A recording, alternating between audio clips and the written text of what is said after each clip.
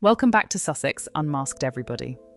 If you're as utterly fed up as I am with the relentless royal cosplay, the staged photo ops, and the desperate attempts by Harry and Meghan to rewrite history to suit their fragile egos, do yourself a massive favour. Hit that subscribe button right now. Turn on all your notifications and drop your thoughts down in the comments below.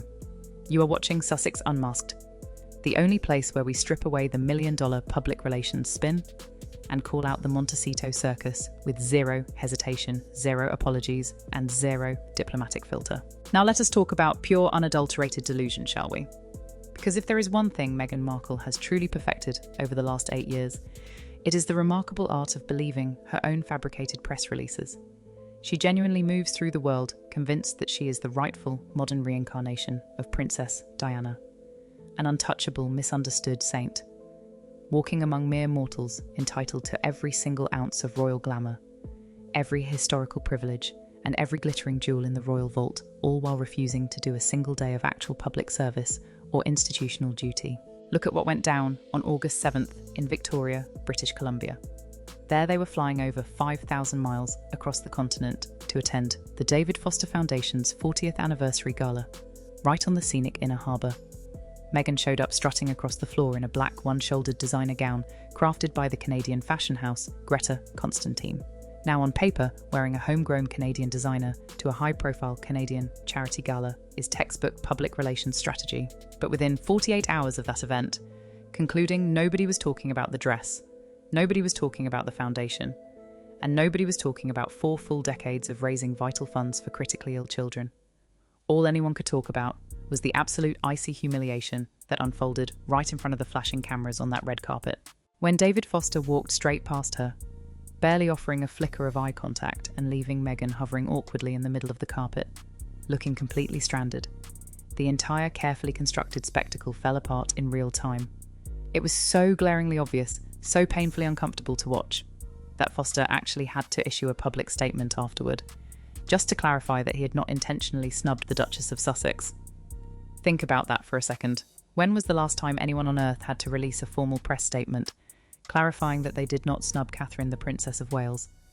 It simply never happens to Catherine because Catherine does not spend her entire life desperately elbowing her way into the centre of other people's spotlights or treating someone else's charity milestone like her personal Hollywood audition. But here is the real kicker, folks. And this is the specific detail that truly sickened royal observers and historians across the globe. It was not just the awkward body language or the shameless overstaying on the carpet that set people off. It was the jewellery. Meghan had the sheer audacity to step onto that Canadian red carpet, wearing a pair of sparkling sapphire and diamond earrings that originally belonged to Princess Diana. And the true history behind those earrings is something almost nobody in the mainstream media bothered to look up before running their gushing fashion commentary. Those earrings were never bought in a luxury boutique on a casual shopping spree. Diana did not purchase them with her personal money, and they were never a private family heirloom handed down through the Spencer lineage. Those earrings arrived in 1981 as an official state wedding present to Diana from Crown Prince Fahd of Saudi Arabia. They were part of an extraordinary priceless diplomatic suite, a massive Burmese sapphire necklace, a ring, a bracelet, a timepiece, and those very earrings, all custom crafted by Asprey, and delivered in an ornate green malachite presentation box stamped with the Saudi royal coat of arms. That was not private jewellery. That was state diplomacy wrapped in a box. It belonged to the royal office, to the crown, to the historic institution of the British monarchy. And yet of all the pieces Diana owned, that grand diplomatic gift was the exact suite Meghan reached for to wear to a regional Canadian charity dinner. But why on earth did Meghan feel entitled to raid Diana's collection in the first place? Well, the answer lies in a single deeply contested sentence written by Diana herself before she died. A sentence with 5 specific words that changed royal history forever. To understand how Meghan Markle ended up wearing diplomatic treasures on red carpets thousands of miles from London, you have to go back to the aftermath of that tragic August night in Paris in 1997. When Princess Diana passed away, she left behind an estate valued at £21 million gross, which amounted to roughly £17 million after the tax authorities took their share. In her original wishes, 3/4 of that fortune was designated for Prince William and Prince Harry, with the remaining 1/4 divided among her 17 godchildren. A remarkably large circle of godchildren, which was very typical of Diana's generous emotional nature. Along with her financial assets, Diana left behind a personal letter of wishes regarding her jewellery collection. It was a collection filled with sentimental items, historic gifts, and exquisite pieces she had worn across the globe. But when you examine the exact legal phrasing Diana chose when writing about the future of her jewels, you discover something extraordinary. She wrote that her jewellery should be passed down so that her son's future wives may, quote, in due course have it or use it. Read those 5 words very carefully. Have it or use it? Diana was a woman who had spent over 15 years navigating the rigid, complex hierarchy of the royal family. She understood better than anyone alive that there is a massive, unbridgeable difference between owning an asset outright and merely having permission to wear it for a state occasion. She was describing 2 fundamentally different concepts, and she deliberately provided 2 separate options, because she knew she would never live to meet the women her sons would marry.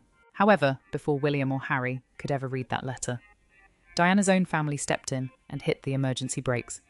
Diana's mother, Frances Shand Kidd, alongside Diana's elder sister, Lady Sarah McCorquodale, acted as the co-executors of the estate. Almost immediately after the funeral, they marched into the probate court in London and applied for a formal variance, a legal order altering the execution of Diana's estate.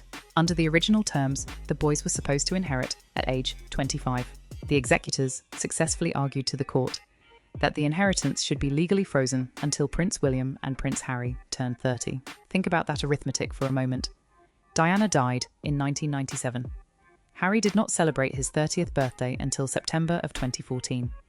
That means Diana's private jewellery sat locked away in secure storage vaults for 17 long years while the paperwork and legal restrictions were argued over behind closed doors. What on earth were Diana's mother and sister so terrified of? Why were they so desperate to place an ironclad 17-year legal barrier between Diana's possessions and the outside world? The details that emerge from that period are nothing short of chilling. Sources close to the Spencer family revealed that immediately following Diana's death, Frances Shand Kidd was inside the house furiously shredding private documents. The shredding machine was literally running so hot that witnesses described smoke coming out of the mechanism. Personal letters, private diaries, correspondence, and sensitive records were being obliterated at lightning speed. Diana's mother was terrified of what might leak out, terrified of how Diana's legacy would be exploited, and determined to control the narrative at all costs. The Spencer family knew that Diana's name was going to become the most valuable, heavily targeted commercial commodity in modern celebrity culture. They wanted a 17-year buffer to ensure that neither of the young princes could be manipulated by outsiders seeking to get their hands on their mother's iconic treasures. They understood that Diana's jewellery was not just gold and precious stones. It was a physical manifestation of royal authority, glamour, and emotional power. And yet, despite the smoking shredders and the 17-year legal lockdown, one man managed to walk right out of the palace with over 300 of Diana's most intimate personal belongings. And when the police finally caught up with him, it triggered the most sensational criminal trial the Old Bailey had seen in decades. In October of 2002, the British public watched in total disbelief as a former royal servant stood in the dock at the Old Bailey, London's Central Criminal Court. That man was Paul Burrell. For 10 years, Burrell had served as Princess Diana's personal butler, confidant, and gatekeeper. Diana famously referred to him in public and private as her rock, relying on him to navigate the intensely turbulent final years of her life. The Metropolitan Police charged Burrell with 3 counts of theft, alleging that he had illegally stolen 310 individual items belonging to the estate of Diana, Princess of Wales. The estimated value placed on those seized items was £4.5 million. We are not talking about a few stray teacups or a forgotten silk scarf. We are talking about hundreds of items meticulously catalogued. On a police charge sheet, designer dresses, personal letters, intimate audio recordings, private photographs, and historic pieces of jewellery. The prosecution's entire case rested on a very simple legal premise. Paul Burrell had taken these priceless artefacts from Kensington Palace in the chaotic weeks following Diana's death, without the permission of the Spencer family executors, and he had concealed them at his private home in Cheshire. For weeks, the tabloid press painted Burrell as a greedy, opportunistic servant who had betrayed his late mistress to cash in on her memory. When Burrell finally took the stand, his defence was built around 9 profound words. He looked at the court and said, "I do not have a legal right, but I have a moral obligation." He explained to the jury that in the days following the Paris crash, he witnessed the Spencer family systematically destroying Diana's personal papers. He saw the shredders running. He saw the legacy being sanitised. and he felt a profound duty to safeguard her physical world from being erased or sold off by relatives who had barely spoken to her in her final years. He argued that he was not stealing her things. He was acting as their custodian until her sons were old enough to claim them. The trial was heading straight toward a dramatic verdict when the unimaginable happened. Just as Burrell was preparing to give his core evidence late, Queen Elizabeth II executed the first direct monarchical intervention in a British criminal proceeding in modern history. The Queen summoned senior officials and confirmed that Paul Burrell had met with her privately at Buckingham Palace shortly after Diana's funeral. During that 90-minute audience, Burrell had explicitly informed Her Majesty that he was taking a significant number of Diana's personal papers and belongings into his personal custody for safekeeping. The Queen remembered the conversation, verified his account, and with that single royal confirmation, the prosecution's case against Burrell collapsed entirely. The trial was abruptly halted, and Burrell walked out of the Old Bailey, a completely free man. Think about the sheer magnitude of what occurred. The Queen of the United Kingdom intervened in a high-stakes criminal trial over a deceased princess's wardrobe and jewellery boxes. It proved beyond any shadow of a doubt that the battle over Diana's possessions was not a minor domestic squabble. It was a matter of state importance, institutional legacy, and historical preservation. Burrell was legally cleared because he was holding those items in trust for the Crown and the princes. He understood the fundamental boundary between holding something for safekeeping and claiming ownership over it. So, what happens when an American actress marries into that family 16 years later, looks at that exact same royal vault, and demands to take whatever tiara catches her eye? Well, she ran straight into an iron wall named Queen Elizabeth II. By the spring of 2018, the stage was set for Prince Harry's wedding to Meghan Markle at St. George's Chapel in Windsor Castle. The international media was swept up in fairy tale hysteria, framing the union as a modernising revolution for the British monarchy.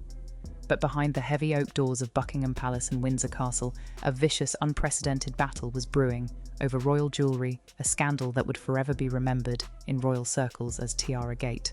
As a royal bride, marrying a senior prince, Meghan was granted the extraordinary privilege of choosing a tiara from the Queen's private royal vault to wear on her wedding day. But Meghan did not want a classic understated diamond piece.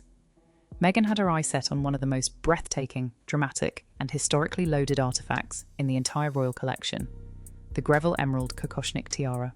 The Greville Emerald Kokoshnik is a masterpiece of imperial design crafted by Boucheron in 1919, featuring a massive 93-carat central emerald, surrounded by brilliant rose-cut diamonds set in platinum, designed in the sweeping Russian imperial style. It is an assertive theatrical powerhouse tiara meant for senior royals of the highest constitutional standing. Meghan insisted that this was the specific piece she wanted to wear down the aisle. The palace firmly denied her request. They informed Meghan that the emerald Kokoshnik was completely unavailable. When the refusal came down, Harry was reportedly furious. According to numerous palace insiders and royal biographers, Harry exploded with rage, shouting at palace aides. The infamous phrase, "What Meghan wants, Meghan gets." Harry even attempted to bypass standard royal protocol by demanding that the Queen's longtime personal dresser and curator of jewellery, Angela Kelly, immediately released the tiara so Meghan's hairdresser could fly in from New York to practice styling it. When Angela Kelly rightly insisted that strict security protocols had to be followed and that royal jewels could not simply be checked out on demand. Like library books, Harry lashed out later, disparaging Angela in his memoir. Spare is a troublemaker. That was the exact moment Queen Elizabeth II stepped in and put a crushing end to the temper tantrum.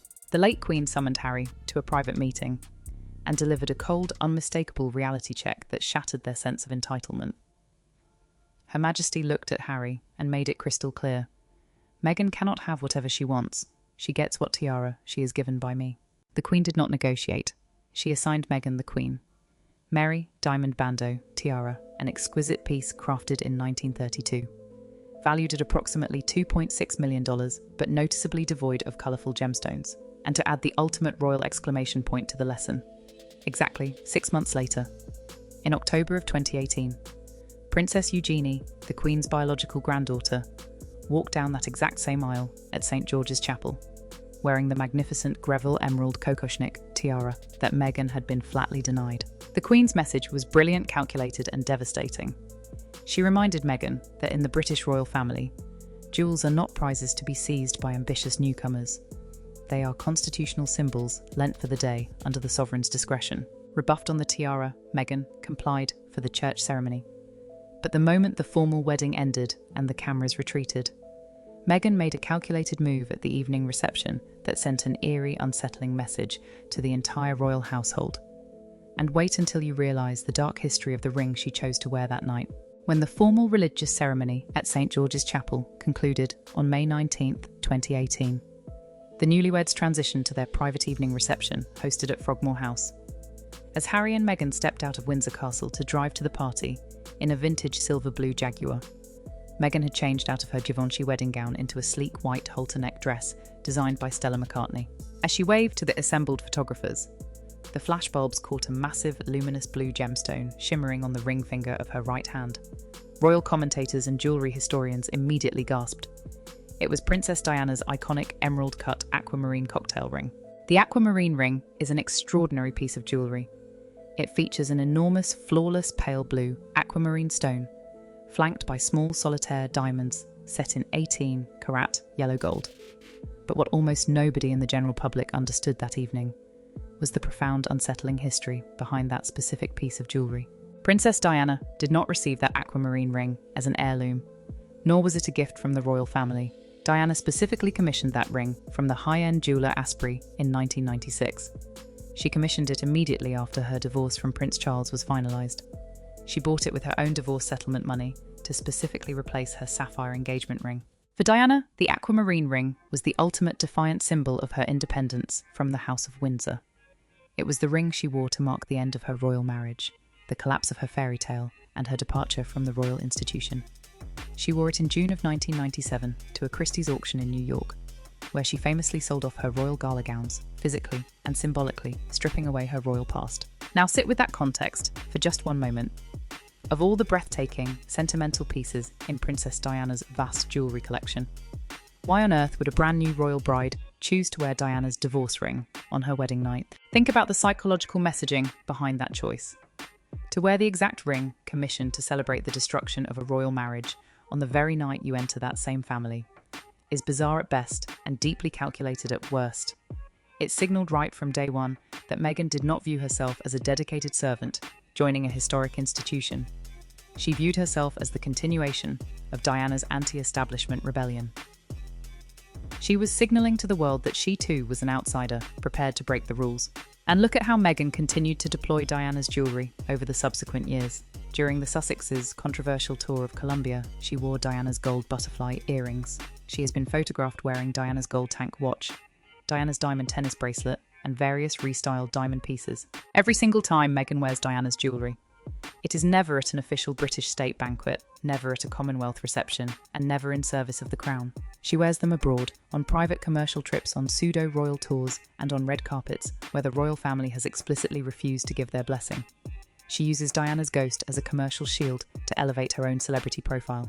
And if wearing Diana's divorce ring on her wedding night was not shocking enough, look at what Meghan did to her own royal engagement ring just 1 year later. She took a priceless piece of royal history and treated it like a cheap piece of costume jewellery. When Prince Harry proposed to Meghan Markle in the garden of Kensington Palace in late 2017, he presented her with a custom-designed engagement ring that was widely praised for its personal sentiment and royal heritage. Because Harry did not have his mother's sapphire ring, he took great care to build a meaningful alternative from scratch. The ring featured a large central cushion-cut diamond sourced directly from Botswana, a country that held deep emotional significance for Harry, and where the couple had vacationed in a tent under the stars. Flanking that central stone were 2 round, brilliant-cut diamonds, selected directly from the personal jewellery collection of Princess Diana. The stones were set on a classic, substantial band of solid yellow gold, which Harry specifically noted was Meghan's absolute favourite metal. When they sat down for their official BBC engagement interview, Harry spoke with immense pride about designing the ring himself, emphasising that the side stones were chosen so that his mother would be with them on their journey together. Meghan beamed, held up her hand to the cameras and called the ring incredible, praising Harry for his thoughtfulness and romantic craftsmanship. It was a piece of royal history. It contained Diana's diamonds. It symbolised a royal prince's devotion, and it was meant to remain a permanent, unchanging heirloom passed down through future generations. Yet barely 18 months later, in June of 2019, Meghan appeared at the Queen's official birthday parade, trooping the colour. As she sat in the carriage holding baby, Archie photographers zoomed in on her left hand and captured something that left royal watchers utterly flabbergasted. Meghan had completely dismantled and redesigned the engagement ring. She had commissioned celebrity jeweler Lorraine Schwartz to remove the solid yellow gold band Harry had lovingly chosen. In its place, she installed a razor-thin micro-pavé diamond eternity band, adding approximately 3/4 of a carat of tiny diamond chips around the circumference. The backlash from jewellery, historians, and royal commentators was swift and severe. Ingrid Seward, the legendary editor-in-chief of Majesty magazine, perfectly captured the institutional outrage with one biting sentence. She stated, "A royal engagement ring is a piece of history, not a bit of fashion jewellery to be updated when it looks old-fashioned." Think about the psychological arrogance required to take an engagement ring, containing Princess Diana's diamonds, designed by the grandson of Queen Elizabeth II, and have it altered after just a year and a half of marriage because you thought the gold band was not flashy enough for your Hollywood aesthetic. You do not alter an heirloom that you view as a sacred historical trust. You only alter an item when you view it purely as your personal fashion property, to be upgraded to match the latest Beverly Hills trends. Meghan treated a historic royal artifact like a pair of shoes she could customize at the mall, and that desperate need to flash status, to project an image of untouchable glamour, and to drop royal connections into casual conversations eventually followed her straight back to California. And it led to an explosive, humiliating clash with one of the most powerful women in American media history. When Harry and Meghan retreated to their $14 million mansion in Montecito, their entire strategy relied on positioning themselves as American royalty. They believed they could dine with the richest billionaires in Silicon Valley and Hollywood, subtly dropping royal secrets to prove their exclusive insider access. But they made the catastrophic mistake of assuming that the titans of American business would quietly play along with their games. Enter Martha Stewart. Now, Martha Stewart is 85 years old, but she possesses the business acumen, mental sharpness, and institutional respect of a living legend. She built a multi-billion-dollar lifestyle empire from scratch, survived federal prison, and rebuilt her empire to become one of the most universally respected cultural icons in the United States. She does not deal in gossip, she does not tolerate phoniness, and she has zero patience for social climbers. Recently, Martha Stewart was seated near Meghan Markle at an ultra-exclusive private dinner party in California, attended by top-tier media executives and billionaires. According to Martha, Meghan spent a significant portion of the evening holding court, openly discussing her private visits to the royal palaces and gossiping about high-level conversations with King Charles and Queen Camilla. When Martha Stewart later mentioned in an interview that she had overheard Meghan holding forth about her royal connections at the dinner table, the Sussex public relations machine went into an immediate hysterical panic. Within 4 days, the Sussex communications team briefed friendly media outlets with a shockingly rude, condescending statement.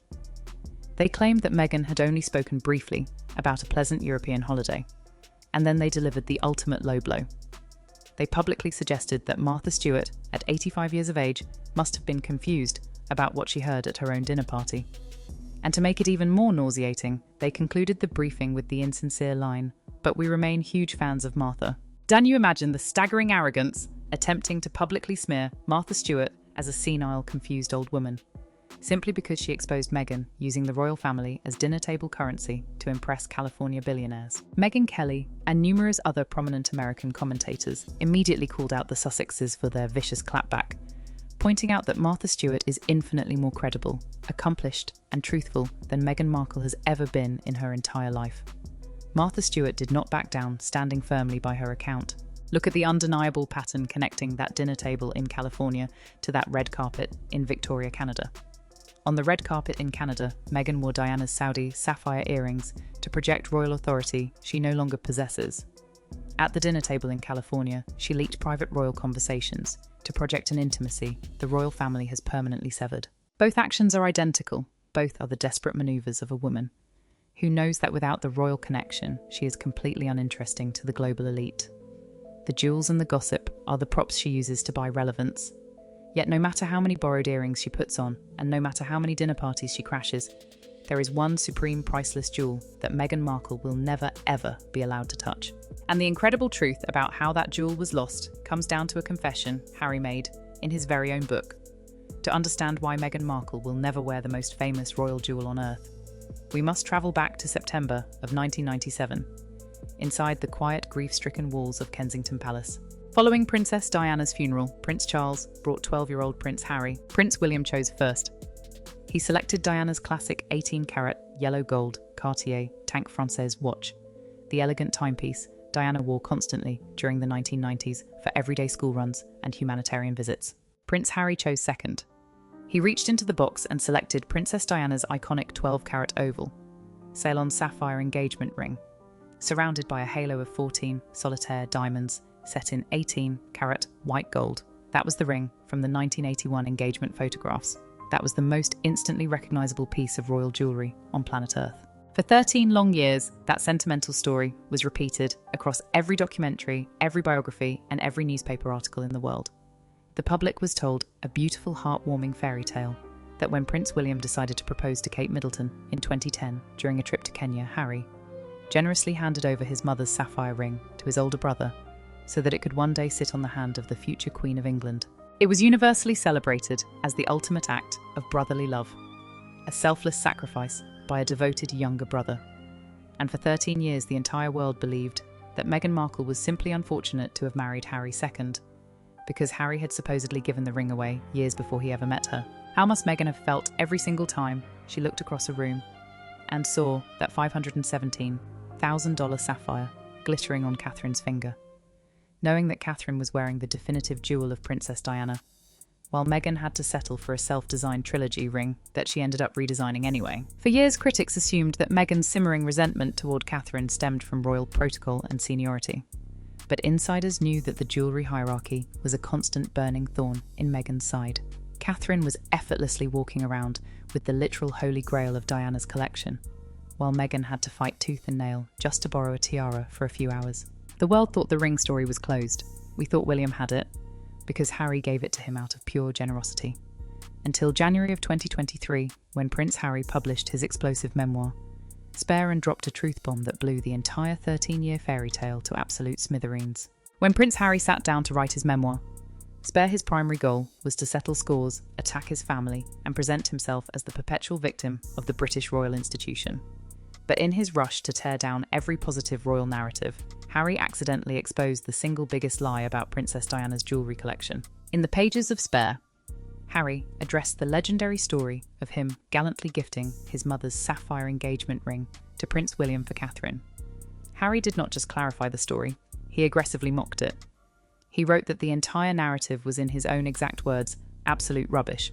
Harry stated flatly on the printed page, "I never gave Willie that ring because it wasn't mine to give. He already had it. He'd asked for it after Mummy died, and I'd been more than happy to let it go." Sit with the legal and historical reality of those 5 words, "It wasn't mine to give." If that sapphire ring was never Harry's to give, then it was never Harry's to keep. That means for 13 years, Harry allowed the global media to praise him for a grand selfless sacrifice that he never actually made. But far more importantly, it proved that the most valuable historic and universally recognised heirloom Princess Diana ever owned was never destined for Harry, never destined for his household, and never under any circumstances going to touch the hand of Meghan Markle. The palace and Prince William had secured that sapphire ring from day one. They recognised that the 1981 engagement sapphire was not just a piece of personal jewellery. It was an institutional treasure that belonged exclusively to the direct line of succession. It belonged to the woman who would one day be crowned Queen Consort of the United Kingdom alongside King William V. Catherine has worn that ring publicly hundreds of times every single year for over 15 years. It is valued today at well over $517,000, but its symbolic value is entirely priceless. It represents duty, continuity, dignity, and legitimate royal inheritance. And where does that leave Meghan Markle? Meghan was left with a reconstructed ring wearing borrowed earrings on regional red carpets, while the woman she spent years trying to undermine wears Diana's true crown jewel every single day of her life. When you trace the history of Diana's jewellery, you realise that 5 different figures across 30 years all reached the exact same undeniable conclusion. And that conclusion delivers the ultimate permanent verdict on Meghan Markle's royal ambitions.